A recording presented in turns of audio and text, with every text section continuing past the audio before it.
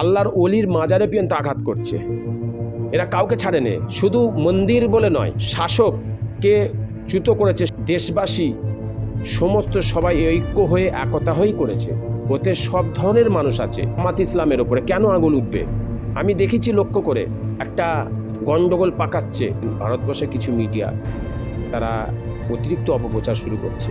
মুসলিমরা সংখ্যালঘুদের লক্ষ্য করেছে, তাদের পাশে আছে। আজকে এশিয়া মহাদেশের সবচেয়ে বড় ভূমিকা আছে আল্লাহর ওলিদের। আজকে আমার মুজাদ্দেদে জামান দাদা পীর, তিনি কি এই শিক্ষা দিয়েছিলেন? ইসলাম এই শিক্ষাটা দেয়নি। আল্লাহর অলির মাজারের ওপরে অ্যাটাক করছো। আল্লাহর অলির সাথে দুশ্মনী করা মানে স্বয়ং আল্লাহর সাথে দুশ্মনী করা। আমি ফুরফুরা দরবার শরীফ থেকে পীরজাদা সৈয়দ নাজিমউদ্দিন। আমি চাই বাংলাদেশের একটা দুর্নাম বাজারে বা সারা বিশ্বে একটা ছড়াচ্ছে যে অশান্তিটা, আমি চাই এটা নতুন করে পুনরায় আবার একটা নতুন সরকার এসেছে, এটা নতুনভাবে সুন্দর করে শান্তশিষ্টভাবে যেন এইটাকে সমাধান হয়ে যায়। তার সাথে সাথে বিশেষ করে বার্তা দিতে চাই যে বাংলাদেশের যে পরিস্থিতি, বাংলাদেশে একটা অপপ্রচার চলছে, এই অপপ্রচার থেকে সকলকে সজাগ হতে হবে। এবং কিছু মিডিয়া আছে যে মিডিয়ারা বিশেষ করে আমার দেশে ভারতবর্ষে কিছু মিডিয়া তারা অতিরিক্ত অপপ্রচার শুরু করছে এবং একটা দেশের শান্তিকে নষ্ট করা একটা প্রচেষ্টা যাকে বলা হয়।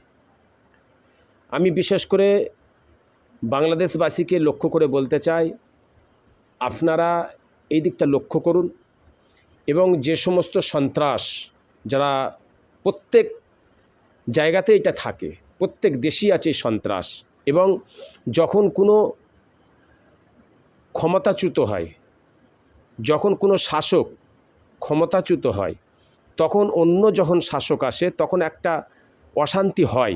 সেই মূল অশান্তিটা বাংলাদেশে হচ্ছে। কেন বাংলাদেশে বহুত ভক্তবৃন্দ আছে, আমার বহুত ফলোয়ারও আছে, আমি খোঁজ খবর নিচ্ছি। ওখানে যথেষ্ট মুসলিমরা যেভাবে লক্ষ্য করেছে, সংখ্যালঘুদের লক্ষ্য করেছে, তাদের পাশে আছে। এবং এর মধ্যে কিছু মানুষ আছে তাদের ঘরে আমরা মুসলমান বলি না, এরা মুসলমান নয়, এরা অশান্তি লাগার একটা প্ল্যান। আমি দেখেছি লক্ষ্য করে কিছু কিছু জায়গায় একটা গন্ডগোল পাকাচ্ছে। এই গন্ডগোলটাকে ইস্যু করে কিছু মানুষ সেইটাকে মিডিয়ার মাধ্যম দিয়ে ফ্ল্যাশ করছে, বড় করছে। এইটা কেন হবে? এইটা না হয়। এবং তার সাথে সাথে এরাই আল্লাহর অলির মাজারে পর্যন্ত আঘাত করছে। এরা কাউকে ছাড়েনি, শুধু মন্দির বলে নয়, এরা মন্দিরে যেমন একটা করছে, কিছু কিছু জায়গায় সেরাম হচ্ছে আল্লাহর অলিদের মাজারও করছে।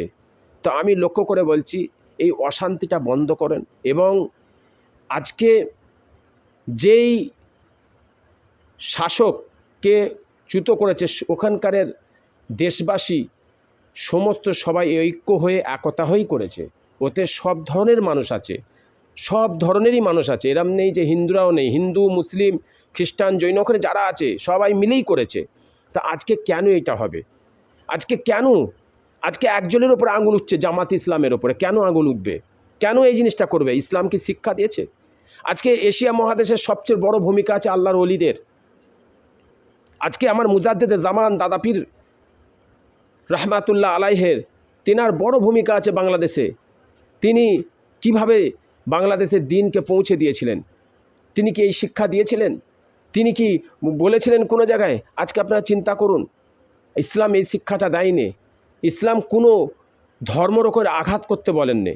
আজকে তোমরা যে জিনিসটা করছো, আল্লাহর অলির মাজারের ওপরে অ্যাটাক করছো, এটা কিন্তু মাথায় রেখে দেবে। আল্লাহর অলির সাথে যুদ্ধ করা, আল্লাহর অলির সাথে দুশ্মনী করা মানে স্বয়ং আল্লাহর সাথে দুশ্মনী করা। তাই আমি ফুরফুরা পীরজাদা হিসাবে আমি বার্তা দিতে চাই, আমি সকল দেশবাসীর কাছে অনুরোধ করব বাংলাদেশে, কেন বাংলাদেশ আমাদের পার্শ্ববর্তী দেশ, পাশের দেশ, আমরা ভালোবাসি, তারাও আমাদের ভালোবাসে। তাই আমি সমস্ত সম্প্রদায়ের মানুষকে ওখানে বলি, শান্তির সাথে উঠা বসা করেন এবং ঐক্য, ভালোবাসা এবং যেই জিনিসটা হচ্ছে এইটাকে ফলো করা, এইটাকে দমন করা, এইটাকে সুন্দর করে শান্তি করে এই জায়গাটাকে পুনরায় আবার সুন্দর সোনার বাংলা হিসাবে তৈরি করুন।